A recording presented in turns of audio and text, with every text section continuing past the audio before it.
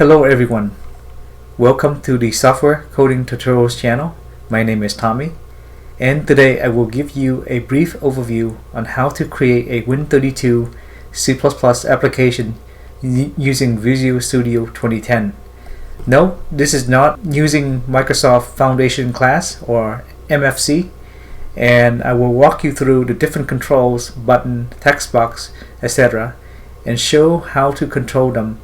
Example given setting text, enable, disable, etc. It will be a refreshing tutorial for those that have never written using native Win32 API. So for developers who have written application using C#, you will appreciate how little effort it takes to roll out a new application in that language.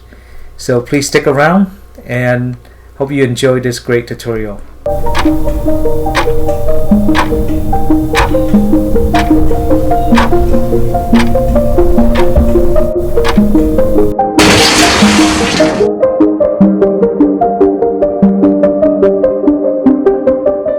Okay, so let's open Visual Studio 2010 and create a new project. And scroll through the install template and use Win32, and then click on Win32 project and give it a name. So I'm going to call this Win32 App and click on OK, and then click on next, and it's going to ask a couple questions. So by default, just leave it as Windows 32 Application and then click on finish. So as you can see, Visual Studio 2010 created all these files to the right for us, and it actually filled in the code to create a sort of hello world program for Win32. So you can do a build solution or build Win32 app, and just click on the play button and the application will start up. So you can see that it has all the default menu option here. This part of the canvas is blank, so I will show you how to create the controls or create dialogues where you can actually call from this main app. Okay, I noticed the text is a little bit small, so you can do control wheel mouse up, and you can increase the size of the font in the text editor. And so next thing what we want to do is click on the resources right here, tab, and it will show that there's a window 32 underscore app.rc, and this is where all the controls are at. So let's click one at a time. We have this accelerator. Here's dialog. So if you click on ID about box, you can see that the dialog is here. And let's go back to resource and the icons. Here's the menu and then the string table. So what I'm interested right now is the IDC Win32 app. Click on that, and you can see that this is where you see the about button, the help menu, and an exit menu. Exit option. Okay, so let's go to the file menu and just insert a new item here before the exit option. So right click and do insert new, and we're going to call this new window.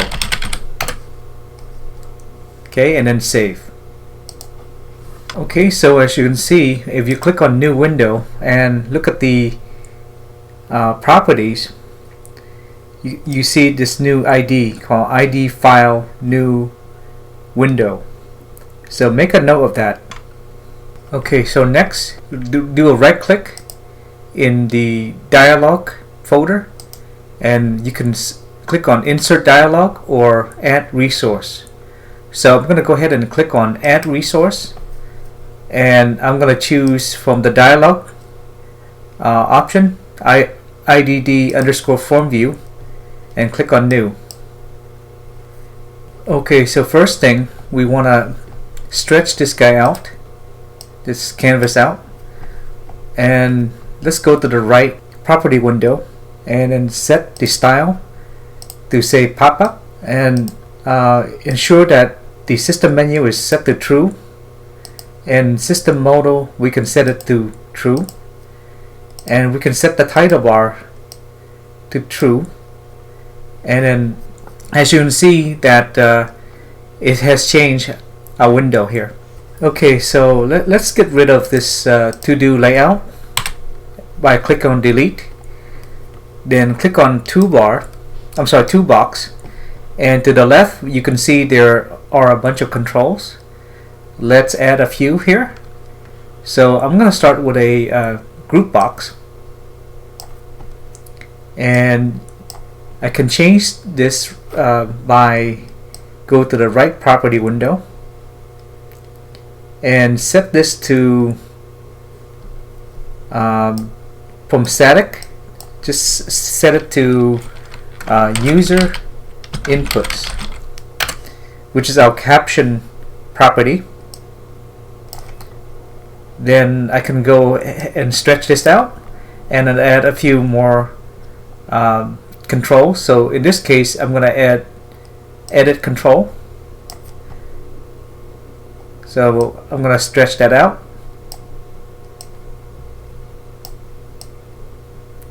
Okay, and I'm going to add another one by dragging it.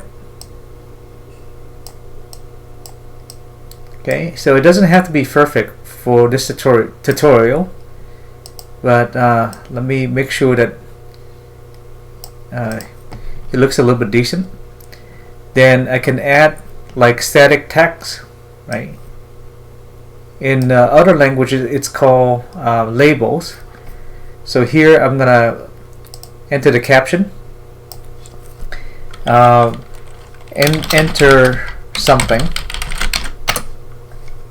Okay, and for this one I want to make this as the output of this input window. So add another label, or in this case it's called static text, and just drag it over here, and we can label this as output. Okay, and I'm going to add another button, and I'm going to click I'm going to change this to say OK. Okay, I'm going to go ahead and drag another group box over here and stretch it out, and I'm going to rename this static in the caption to say let's say checkbox options. Okay, then I'll drag a couple of checkboxes, checkbox 1 and then checkbox number 2.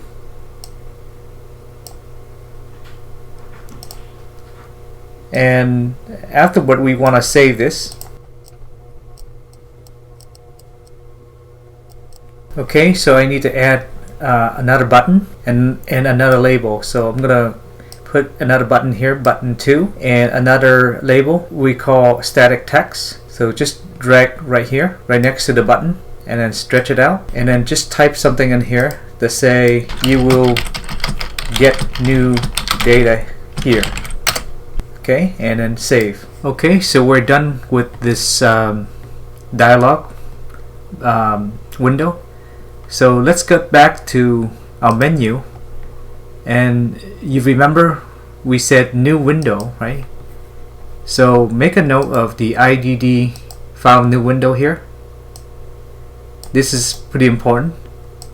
So we go back to the file called Win32 App.cpp and go to the callback function. So you can go there by clicking on window procs in the pull down menu. So it will take you directly to this callback function, and this is where we need to put additional case statement. So I'm going to type in case, copy, Control V, ID file new window, and this is where we're going to make the change. Okay, so next let's indent this so it looks nicer.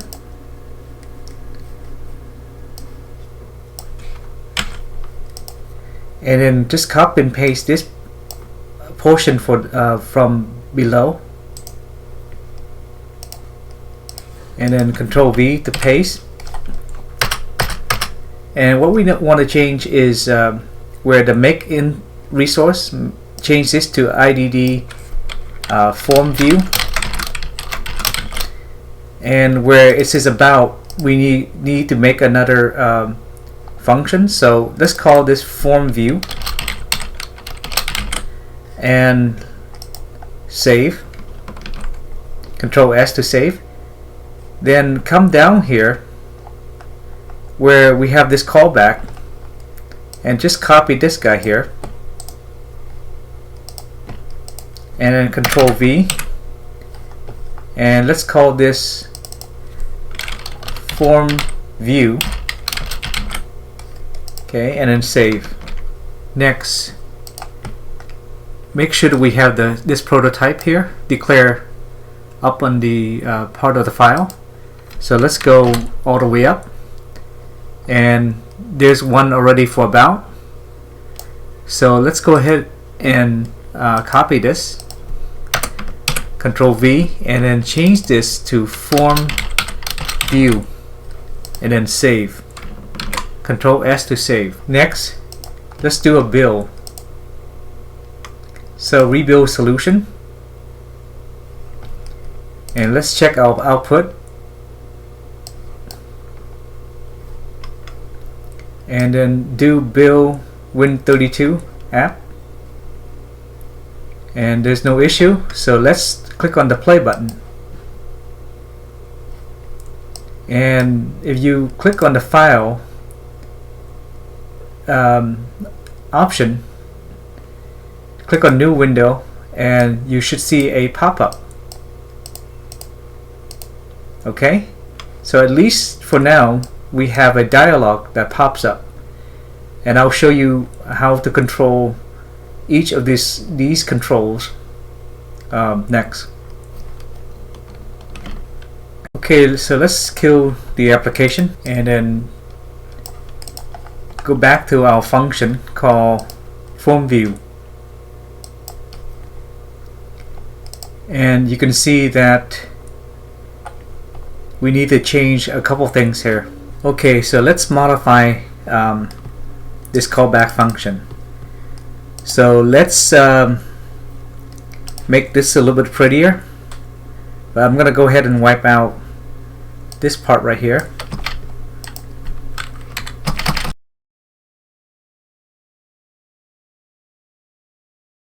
Okay, so next thing we need to do is put a default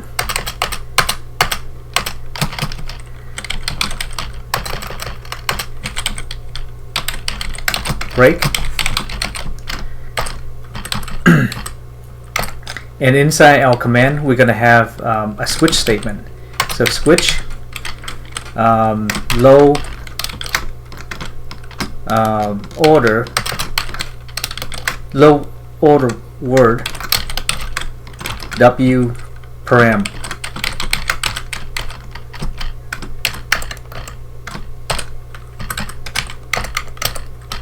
Okay, and then we're gonna have a default.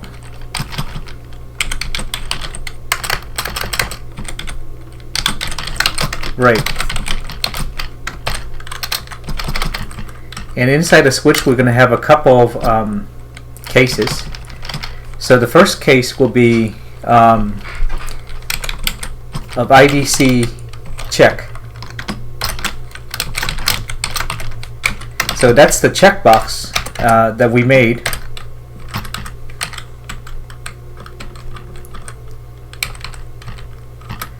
So if the user basically checked the IDC checkbox, we want the second checkbox to be checked as well. So the way that we check this is we're using the function called isDialog button checked.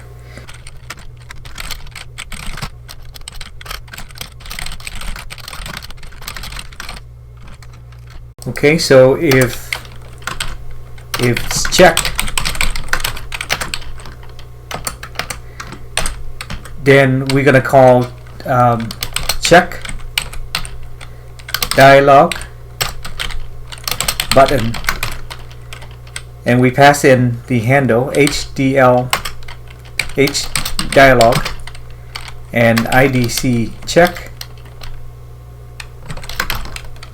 to, and then we pass in the check boolean. So if it's check, then we're gonna send it basically to this function, which basically set the checkbox to check. And then when we can type, we can put out a message box. So type message box. Again, we pass in the Windows handle. So we say is checked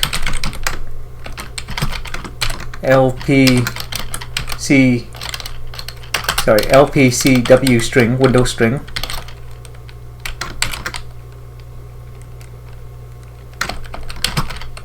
and NB OK. Okay. Now, if it's unchecked, then it's going to be checked. I'm sorry, if it's unchecked, then it's also going to be unchecked. So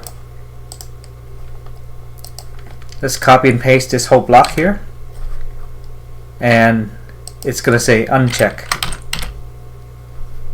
and then save it. Okay, so next thing we need to put a break right here, and then save, and then just go ahead and click on the play button, and let's test out our UI. And if we click on check, you can see it is checked, right? And then that second checkbox is also checked along with it. And if I uncheck it, the second checkbox is unchecked. So that's the exact behavior that we want. Okay, so next thing, we need a case statement for when the user killed the dialog, it needs to die with it. So we need a case statement for ID cancel. Okay, if it's cancel,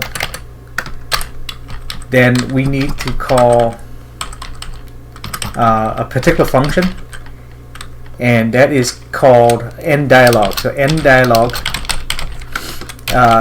and we pass in the Windows handle, so it's going to be HDLG again, and then low order word of W param.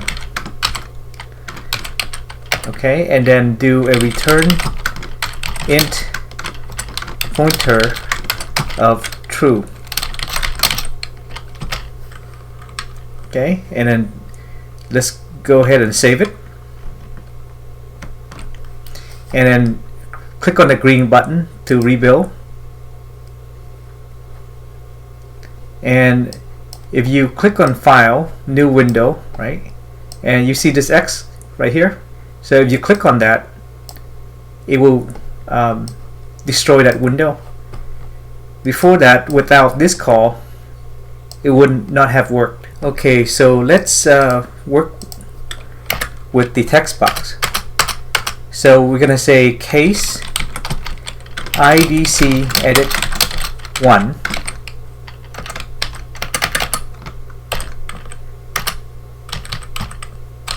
and always have a break right here. And we're gonna basically check for a on change event. So if high order word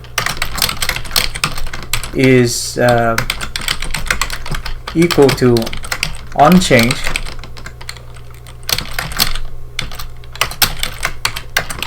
then do the following. So first we're gonna need to retrieve the data from TextBox, right? So in order to do that, we call a function called get dialog item text, and we pass in the Windows handle. So in this case, it's going to be HDLG again, and we're going to pass in IDC edit 1, and we're going to cast this buffer we haven't declared yet. So we need to declare char buffer 100 characters, right?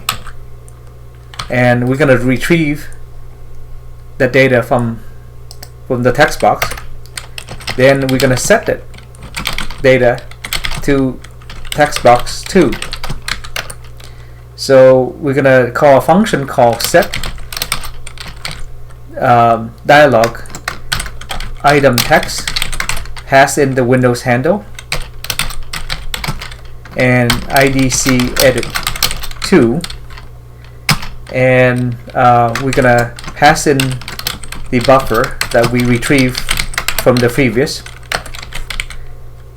Okay, and then just go ahead and save, and you can see that's retrieving the data from the text box and setting it to text box 2. And let's compile and run. And if we type in hello world, you can see that hello world is being duplicated here in the second text box. Okay, so the next thing we need to do is whenever we type in something here, this static text will change. So the ID for this guy is IDC static 5. So let's get back to Win32 app.cpp and make a change here. So we're gonna say h window h wnd equal to get data log item. We're gonna pass in the Windows handle again. So HDLG IDC static 5. Okay, and if h window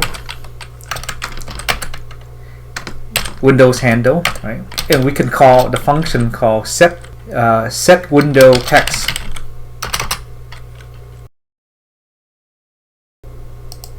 Okay, next we can disable the input box. So we need to call enable window and then call get data log item, pass in the handle and IDC edit 2, and passes a boolean. So we can pass it as false to disable the input text button. So let's go ahead and save this and then compile and run. And click on new window, and if we type in as soon as you type, you notice that this is already disabled or made read only, And the text here gets also changed in our static text window. Okay? Okay, so next item. When we click on the OK button, we want button 2 to be disabled, and vice versa. So let's go into Win32 App. Okay, let's save this first. Go to Win32 _app CPP, and then add a case statement here. So case IDC button 1. Okay.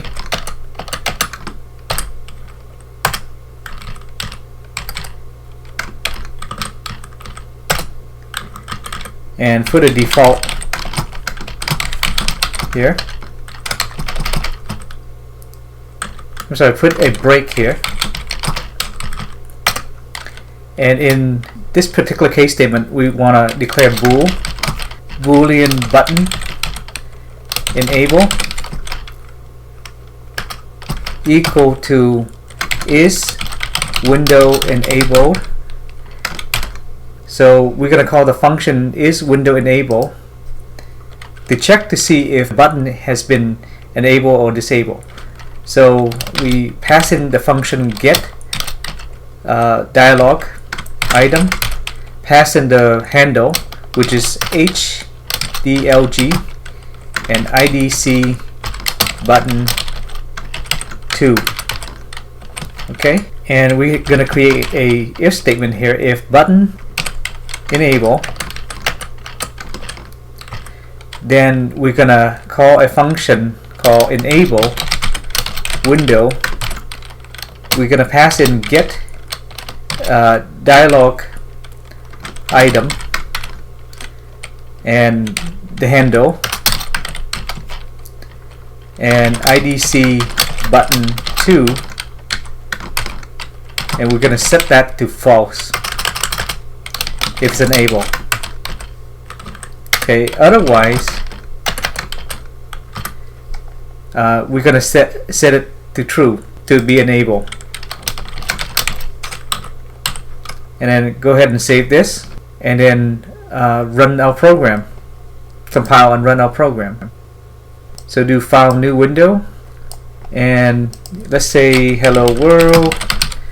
If we click on OK and the button 2 is disabled, we click it again, it should be re-enabled.